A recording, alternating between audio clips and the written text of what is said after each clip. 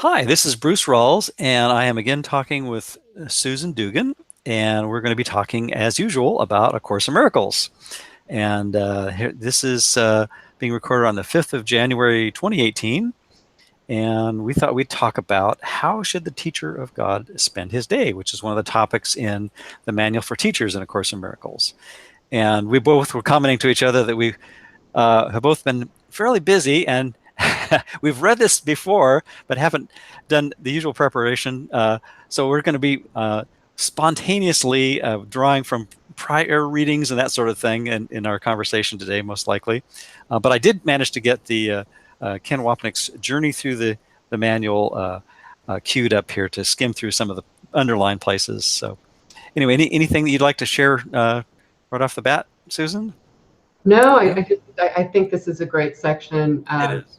to review, especially as during the new year, Yeah. when we really are trying to set goals and sort of make, hopefully for myself, recommit myself to looking at my life as a classroom, a forgiveness classroom, changing the purpose of it. So I think this is a great section for helping us remember what it's all about.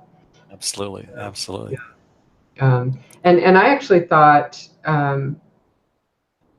when I was thinking about what we might talk about, because it was the new year, that this section did come to mind in that regard. And when I went back, I did go back and read the section, although I didn't have time to read Ken's commentary again. But it struck me that this very much, that this practice, that we're really asked to make very, very consistent in our lives, does kind of change over time. And but Jesus, in this section, gives us sort of a way to frame our day as we begin to embrace A Course in Miracles and the practice of forgiveness, and kind of addresses us at all different levels that we might be on the ladder and in the journey. And which we know, those of us that have been trying to practice this, that at any moment we could it's not linear. We could be back at the bottom and somewhere in the middle, but usually we're somewhere in the bottom. But we do advance over time, in the sense that the practice itself, by consistent application, really doesn't ask us to do very much. And so we do become more and more in touch with what he talks about here as the answer, which is really the part of our mind that knows that that there's nothing outside me to be reacting to, that all of these emotional meltdowns that I'm having and blaming on something external are really just an outside picture of that inward condition of the belief, the defense of the belief in separation, and a misguided effort to protect the guilt in my mind, which is actually the cause of all my suffering. So as we go along, I think we do become more in touch with that answer. But the way that happens is by making this a practice, by framing our day, by as we read through this maybe in a little bit, he talks about how we have to set our intention in the morning, and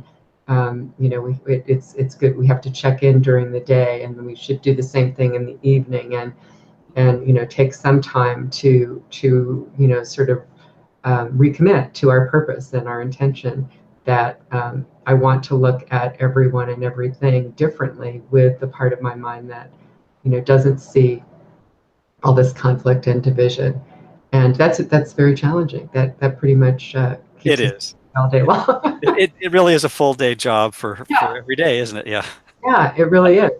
But it was actually reassuring to me this time when I went back to this section, because sometimes it seems like we're not getting anywhere with this, because we judge based on, we're not aware that this is fearful for us, and that there's that we still aren't we're not really in touch with anything, most of the time. So I'm not going to go further with that, but it was reassuring in the sense that, again, that at least what I would say happens for me now, through the constant application of, um, you know, questioning the cause of my reactions, and which is lesson 5. I'm blanking on that too today, but Never upset for the reason I think. for the reason I think. So we're questioning the cause of why we're reacting. And then the second step is I could see peace instead of this lesson 34. So Yeah. that constant practice as we catch ourselves in some kind of emotional state ends up, ends up being so automatic that Mm-hmm. we can't. What I find for myself is that I'm in touch with the question. I would say maybe not the answer, but being in touch with the question of what is the cause Mm-hmm. of what's the real cause here, and maybe I'm wrong about the cause. That practice in my life has meant that I recognize almost immediately that the cause is not what I think it is, and that I must be wrong. And so that opens the door to the answer. That opens the door to Jesus, Holy Spirit, that symbol in our mind that knows that no one's guilty here, and that that there's nothing, that everyone and everything in my dream is really me, is my mind in need of healing. And that is enormously helpful. It's a much bigger step than we realize, and it's very, very, that's what the constant practice of this promises. And that's why making this a practice without making it a ritual, and he warns against that, but to just be again setting our intention in the morning, that's what we intend our day to be about, a learning classroom where we can change our mind about what we think the cause of the problem is and open the door to the answer, that everyone is still loved, that the constant love and support of what we truly are has never really left us, and that nothing outside us has the power to take peace away. And that answer's there for at any time we're willing to question.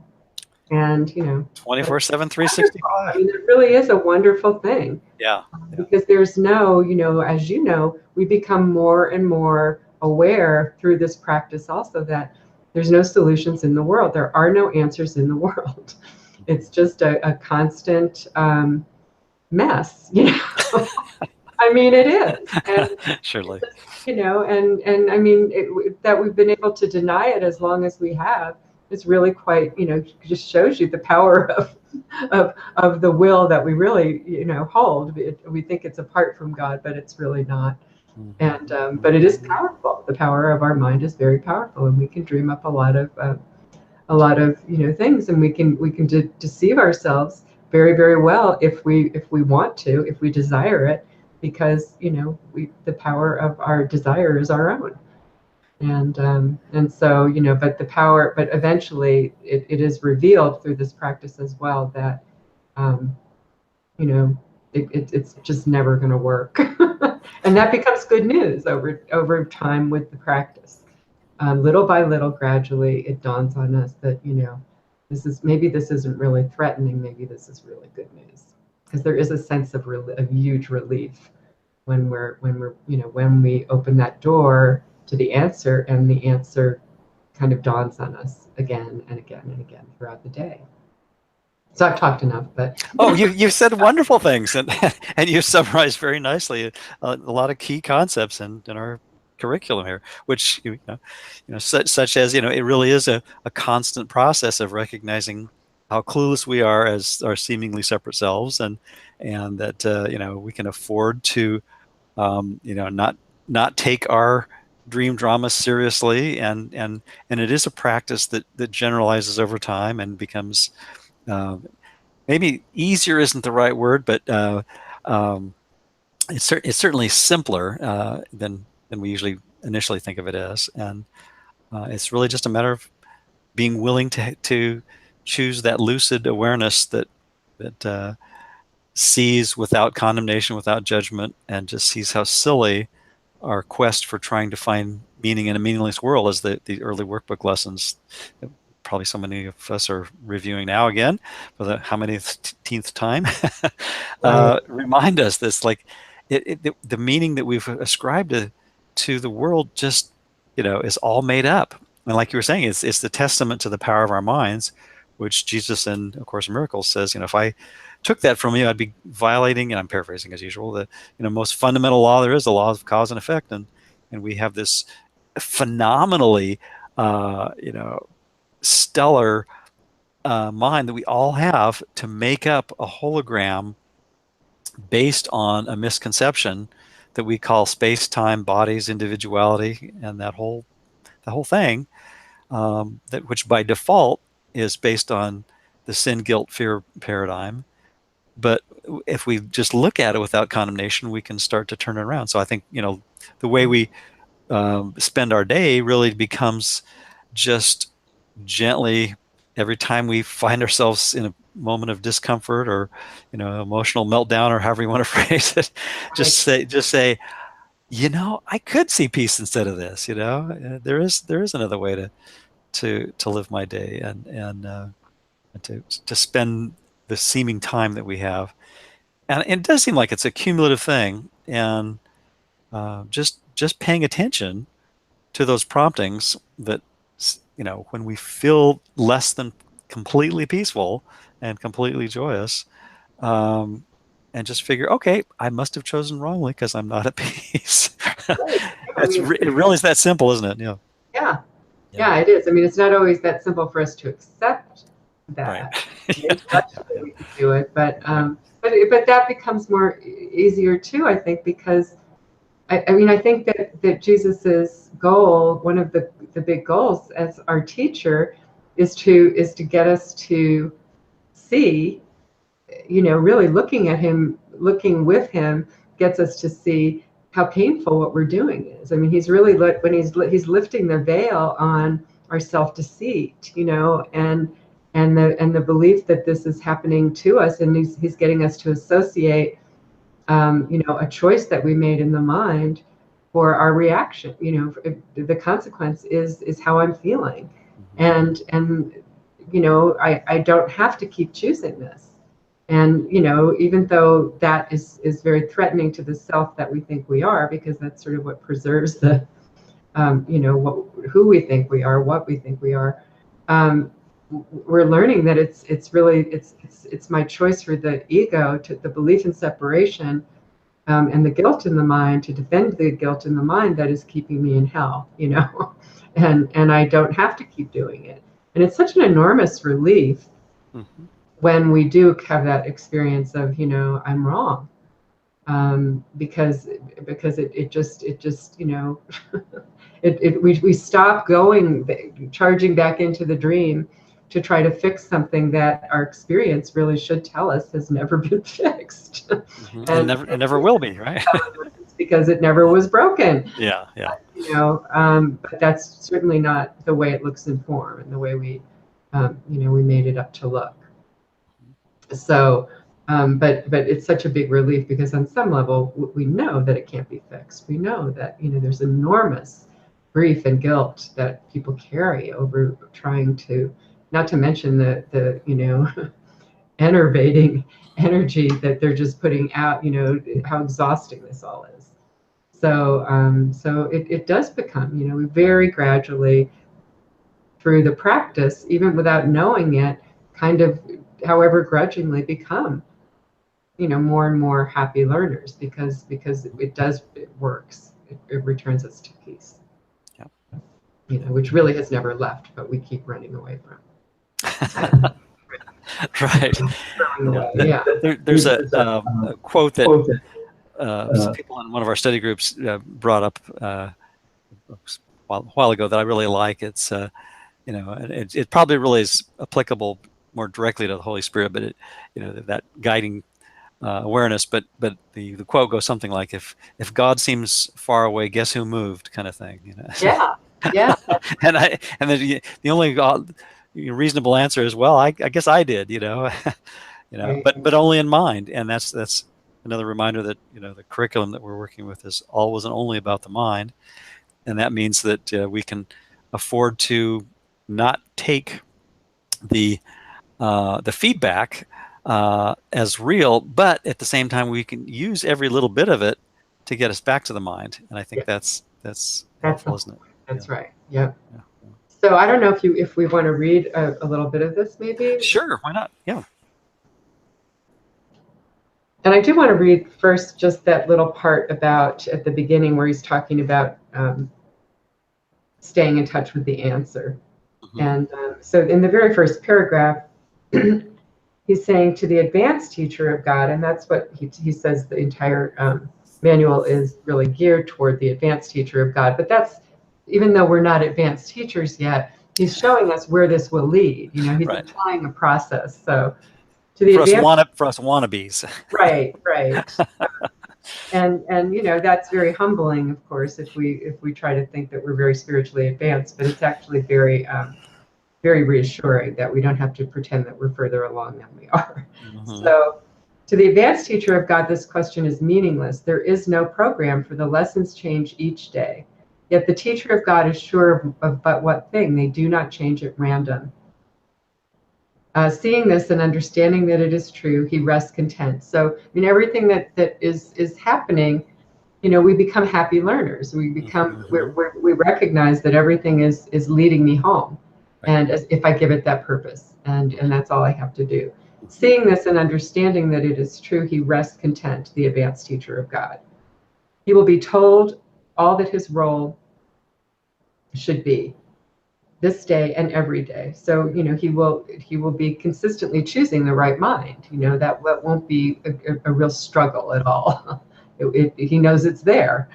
And those who share that role with him will find him, so they can learn the lessons for the day together. And, you know, again, it's not about the form. It's not as if, you know, there are actual people searching us out to try to, you know, join as bodies, but that whatever is coming up in my dream, whoever I'm in relationship with, is an opportunity to usually change my mind, because, you know, I usually start out wrong about what I think their purpose is, right? And I get to make that shift. Not one is absent whom he needs. Not one is sent without a learning goal already set, and one which can be learned that very day. For the advanced teacher of God, then this question is superfluous. It has been asked and answered, and he keeps, and this is the important thing I thought, he keeps in constant contact with the answer. He is set and sees the road in which he walks stretched surely and smoothly before him. Because again, you know, you can't deny that the answer is not right there. You know, there's an instant remembrance of that. It becomes so automatic that there's really not this struggle that, you know, we feel earlier in our work with the course, you know. And it does over time. I mean, I think what is reassuring is that in our experience over the seeming time that we've, you know, of a lot of time and a lot of consistent application, you know, it isn't, the answer isn't as far away. You know, we can't, again, you know, we have even if it's just a nagging sense, some awareness that begins to be there all the time, that we're probably wrong if we're upset, you know, and that's a huge gift. It is. And as you're saying that, I was reminded of another favorite line also in the manual for teachers, which has to do with the fifth stage of the development of trust, which is, you know, it would be difficult indeed were not each step so heavily reinforced. Which, as I'm kind of picturing that, it's sort of like having a GPS, or you know, every time you make a turn that's, you know, it's not the quickest way, the GPS will say, you know, recalculating, and then it will give you, you know, the next closest path. Or if you're flying, the same kind of thing. You know, you know, your instruments will immediately say, well, you need to, you know, make this correction. And I think we have that internal guidance system, you know, whatever metaphor we want to use, that automatically will give us the prompting to you know, share something with, if we're with another person or group of people, or not share something, or if we're doing something that is irrelevant to what might be truly helpful. It like you say, it's never about the form, but we can reconnect with the feeling of peace that then may or may not manifest in a behavioral change. But we always have those promptings available, and you know, and there is truly heavy reinforcement, isn't there? Yeah. Yes, and we always have the right mind. You know, the correction, the GPS is always there, and Mm-hmm. unlike the world's, it's always right. Yeah, exactly. It's always leading us in the direction of going home and of, Right, right. you know, and going home together. Yep. You know, Yep. including, if not excluding anyone from that, from deserving that, you know, and sharing the same need that I do to find their way home. And you know, that's the shift that usually happens in this, is the shift that, for, you know, the course's formula is always to first see the face of Christ, the face of innocence in my brother. You know, I recognize I'm wrong about what I think you're doing to me. Again, everything in our dream is ourselves. So, you know, but that answer, that GPS that you're using, that analogy, is never, you know, we're never alone Mhm. anymore, and we really are much more aware and in touch with that, I think, as the more we practice, and eventually it does become pretty automatic that the answer is there. And if we're not, you know, that it's my unwillingness to accept it, if I'm feeling, you know, that I'm cut off from the answer, that's why. It has Right. nothing to do with where the answer went. And the answer Right. is always the same, so Yeah. Yeah. that. Yeah. And yeah, that's a good point too. Is that, you know, the answer really is always the same. The Right. form can change dramatically, There may be no form and and change. there may be no form involved. Right. Yeah. Yeah. Right. It's really a I had to laugh when I was thinking about it, as you're saying, you know, the infallibility of the the true GPS that we were talking about metaphorically, right. as compared to on the level of Whether my you know. phone or my car or my, Yeah, yeah. because when we lived not well, about half an hour, 45 minutes south of where you're at, in Castle Rock, there was a road that they put in that was built after the GPS that we were using was installed, and so every time we'd go up the hill, it would, you know, give us directions to turn around, because it probably figured, you know, we were crashing through some farmer's field, you know. But that's Right. an example of how on this world, you know, we have totally incomplete information. So I was trying to make a, you know, something useful out of that story, Right. which is to say, you know, we have such a clueless perspective here. It's just like a GPS that doesn't have hardly any data, and then it tries to, you know, figure things out on the basis of horribly incomplete, and Right. even the data that information, and even the data that it does have is usually wrong. That's right. Yeah. Yeah. So and that's kind of, you know, a helpful to remember that that's how our egos judge things, because they judge always on the basis of what's in it for me, at the expense of not only everyone else in our immediate, you know, surroundings, but everything and everyone else in the whole cosmos, you know, as we perceive it. So how could it be anything but flawed? Right. Exactly. Yeah. And again, if we're judging on form at all, we're wrong. Yeah, You know, we exactly. have to be wrong. And so, yeah. um, we don't have a lot more time, but so I was thinking of maybe just kind of looking at the steps. Yeah, yeah. He talks about, well, the next paragraph, why don't you read that Okay, too? sure, sure. Yeah. Yeah, this is very good because it talks about certainty, and I think we're all looking for that, and usually in the wrong place, as the song goes. But what about those who have not reached his certainty? They are not yet ready for such lack of structuring on their own part. What must they do to learn to give the day to God? There are some general rules which do apply, although each one must use them as best he can in his own way. Routines as such are dangerous because they easily become gods in their own right, threatening the very goals for which they were set up. In another example of, you know, basing things on form and getting it wrong. Yeah. Right. Broadly speaking, then, it can be said that it is well to start the day right. It is always possible to begin again should the day begin with error. Yet there are obvious advantages in terms of saving time. So I think every time we make those mid-course corrections, and you know, sometimes it takes peeling the masking tape that we've put over the dashboard indicators. Right. We can save a lot of time because we might, you know, save hours or years or Thousands, thousands of years. thousands of years. Exactly. You know, Yeah. by getting back on the fast track, if you will, to undoing Right. the And illusion. just beginning to talk about, you know, starting the day, the general rules that how to frame our day. Hmm. There was a a CD set of Ken's, and I think he has a little book on it too, The Arch of Forgiveness.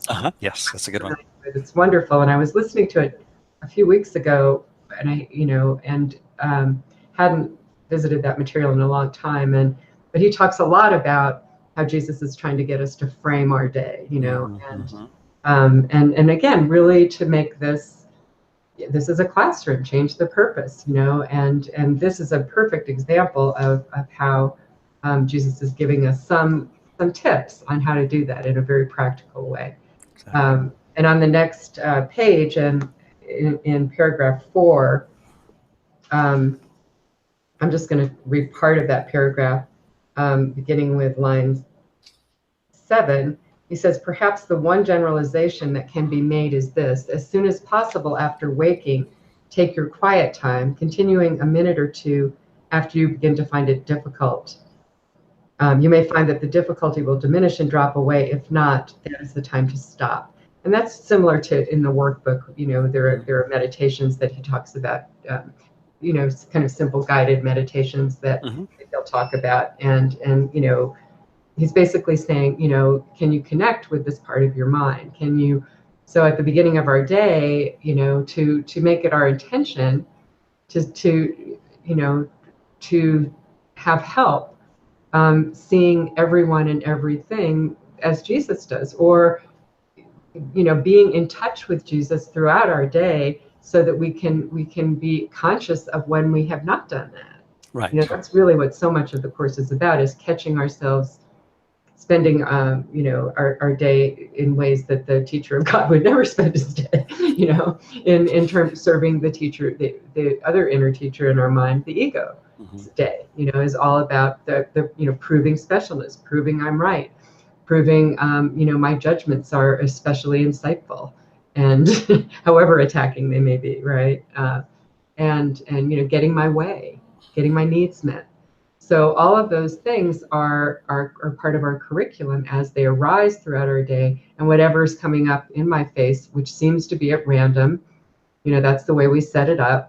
As we get out, even before we get out of bed sometimes, and so that to before we kind of dive back into the dream, to just set that to be our intention, that we want to remember our purpose, we want to remember our teacher, we want to remember we have a choice to make, and that if we're judging on form, and we're upset, and we're feeling needy, we're wrong about why, and we could choose again, right? Exactly. And what you're saying ties into beautifully what I sort of have adopted as sort of a resolution of sort for just Right. it occurred to me over the last few days. It's like I really could be more aware of my projections and just be cognizant of that in the gentlest of ways, and saying, okay, if there's something that appears to be outside myself, whether it's my own body or another person or a situation of any sort, just realize that's a projection, and I can bring it back inside. And that's really the only basis under which forgiveness is going to work, is if I first bring it back inside, own it, and then see that its foundation is flawed, and Right. there's nothing to it. That we're choosing it, right? Yeah, exactly. Own that we're choosing it. That's really the first step. Exactly. And Ken speaks to this in his conversation Good. On that particular paragraph. He says, Jesus instructs us in a similar fashion in the workbook. If you find what I'm asking you to do difficult, he says, give it another minute or so. And if it still induces anxiety, fear, or depression, set it aside. Applying pressure to yourself or others is the very worst thing you can do, for you would be making the error of form real and preventing yourself from returning to the Holy Spirit's gentle kindness. Since we're all children of guilt, we all believe we will be punished. And it goes on from there. But I thought, well, that kind of it really sets it right frame of mind, doesn't it? Yeah, and to not fight ourselves, to not, Jesus is always telling us that in the workbook and elsewhere, that it's because it's not guilty. It's not, our resistance to this is not if we can just even intellectually remind ourselves that we're wrong, we don't have to necessarily accept it, and very often we won't instantly accept it, but we can still realize that that's the direction that we're moving in, and that direction will bring us peace. So, and then he goes on to say, just later in that paragraph, the same procedures should be followed at night.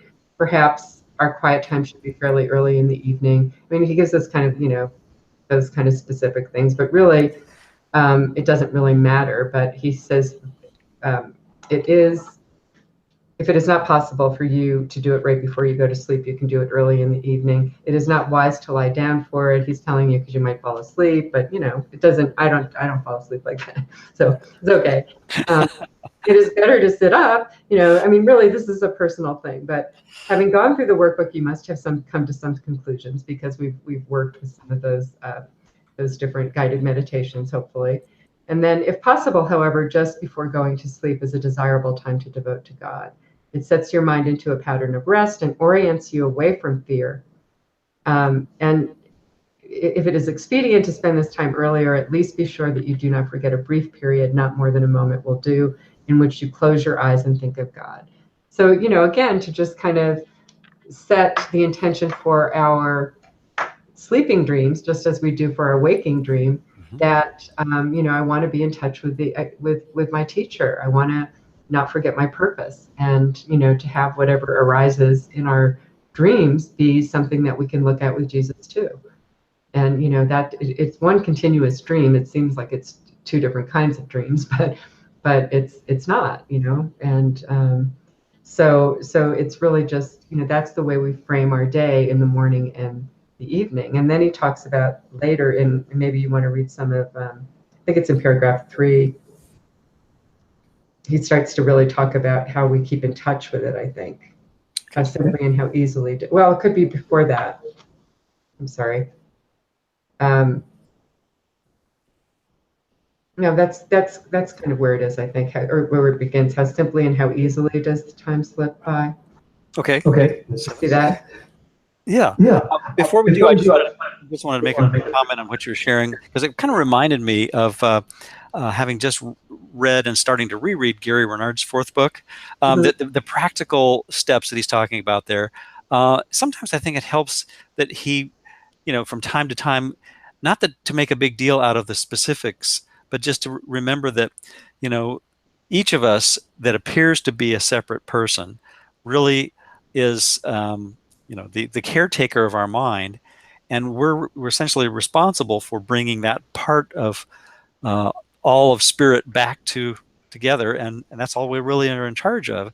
And I think what I found really refreshing in Gary Renard's 4th book about the lifetimes of when Jesus and Buddha knew each other was that those 6 lifetimes. I don't know if you've read it or not yet, but it's wonderfully done. And each one of those lifetimes, you get a sense of how these two wonderful beings are truly no different from each of us, and the sameness, and we're all in the same boat, and how they experienced going through some of the challenges that they had, and worked through the different teachings that they had, accepted what was true and rejected the rest, and found the awareness that we all have.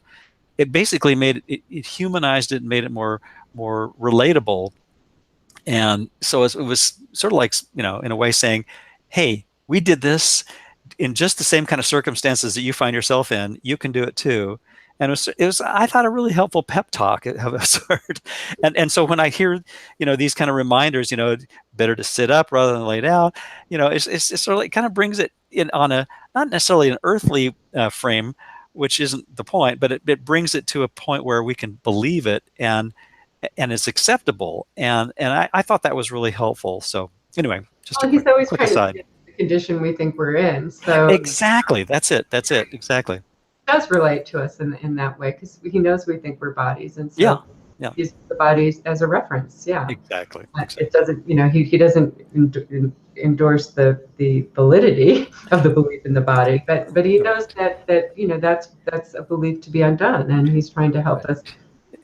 As long as we think we're bodies, it's very helpful to have that advice. Yeah. Right. So he meets us where we think we're at, and gives us things that we can relate to. Okay. Yeah. How simply and how easily does time slip by for the teacher of God who has accepted his protection? And the protection, of course, being the awareness of that inner teacher that keeps us out of all kinds of mischief. easily, but because we don't always accept it, but we're Right. willing to. Right.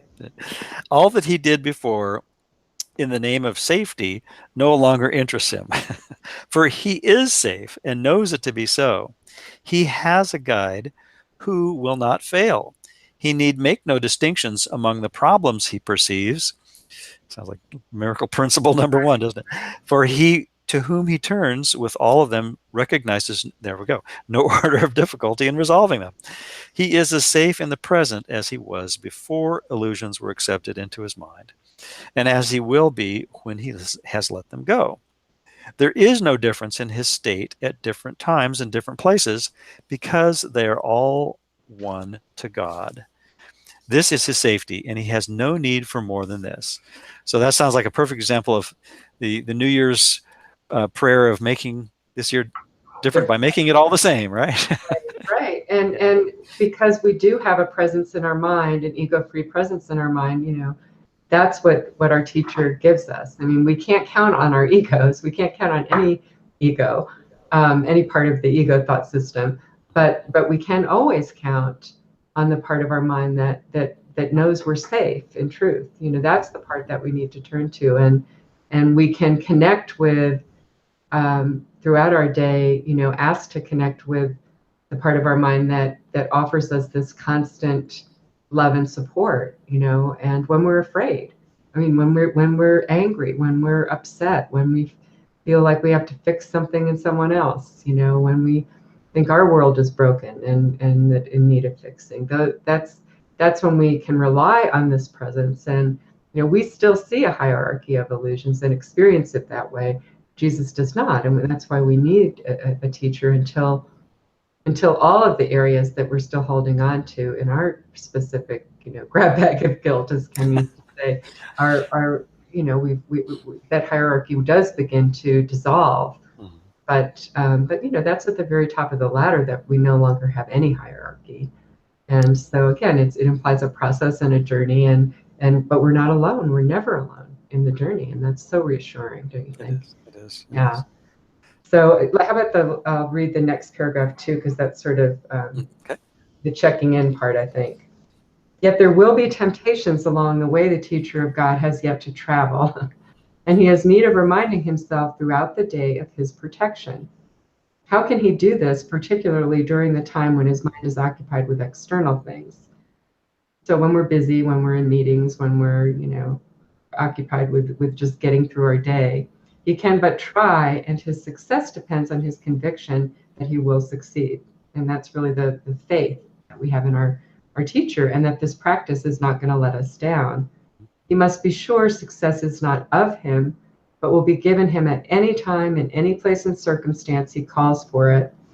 There are times his certainty will waver, and the instant this occurs, he will return to earlier attempts to place reliance on himself alone. Forget not this is magic, and magic is a sorry substitute for true assistance. It is not good enough for God's teacher, because it is not enough for God's son. And magic is really just trying to solve the problem where it isn't, again, at the level of the body and the world, which, as we said earlier, you can never solve. There's no solution here.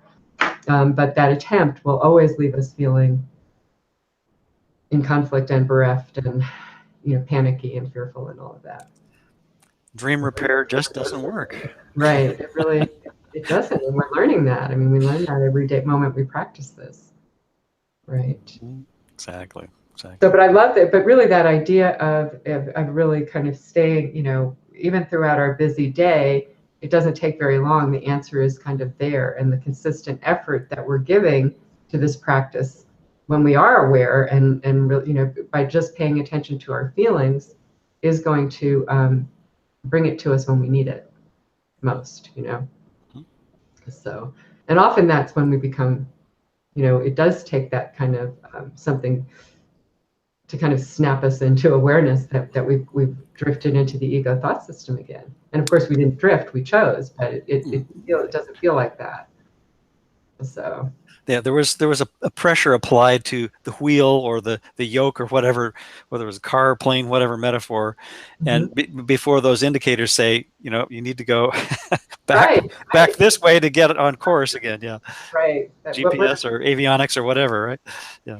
I think I talked with you in one of our talks years ago about Toons is the cat and the Saturday Yes. Yes. so it's that you're about to go over the bridge kind of thing, and of Yeah. course not informed, but you're it's not gonna end well if you just dive back into the ego thought system. Right. And so Right. it's hurting. But tying into the next month's theme, perhaps that reminds me somehow when you mentioned going over the bridge. I was thinking of that episode that you're seeing in Groundhog Day, where Bill Murray's character, as the weatherman Phil, he decides, okay, if I'm just going to have to keep doing this until I get it right, which is, I think, a wonderful theme that ties into Yeah, early in the year resolutions and remembering that we just keep at it until we get it. And he decides, well, I'm just going to pedal to the metal this thing over the cliff and know that I'll wake up the next morning hearing Sonny and Cher and right. and in his case, so there's a in a sense we get to a point where it doesn't mean we have to go do crazy things, but we take the dream a little less seriously. I think each day, the more Yes. that we listen to that voice, see that it's all the same, see that we're going to have the same opportunities to forgive until we just realize that our attempts in isolation are fraught, not only fraught with peril and this and how we think of it, but just silly, as Ken likes to remind us, is that just like there's no point in belaboring the dead horse that we keep trying to It beat life certainly into. Yeah. eventually becomes apparent. Yeah, yeah. And it does eventually happen. Sometimes it takes a while for us to. Again, we have a hierarchy still, and so there's times when something really punishing that we've made up in the dream, that seems to threaten us physically or psychologically or someone we love, and we just become very, very, mired in it again. But still, even then, there's a part of us. The answer isn't that far away. There's a sense that we must be wrong, and there's the perhaps distant memory, but memory still that our teacher's there. Yeah. Jesus never goes anywhere, and we'll get back to it. We have that experience now, that frame of reference to know that we always come back to the right mind, and we really will get home. Maybe that's a good place to end. I think so. I think so. I think Yeah. we can do better than that. Yeah, yeah, and we are, that's the inevitable end result is that we realize that we never left, not one note in Heaven's song was missed, as the chorus reminds us so eloquently. So, well, thank you. I think this has been very helpful to me. Hopefully, other people to remember to Yeah, hopefully to, all to of us spend our day in that yeah. manner. Yeah. Yeah. So anyway, Well, let's talk again soon, and Happy New Year. Happy New Year, and thanks again, Susan. And I'll post this on ACM blog and, of course, on Forays and Forgiveness, your wonderful website. And we'll talk again soon about things Course in Miracles. Okay, sounds good, Bruce. Take care. Thank you so much. Bye for Bye-bye. now.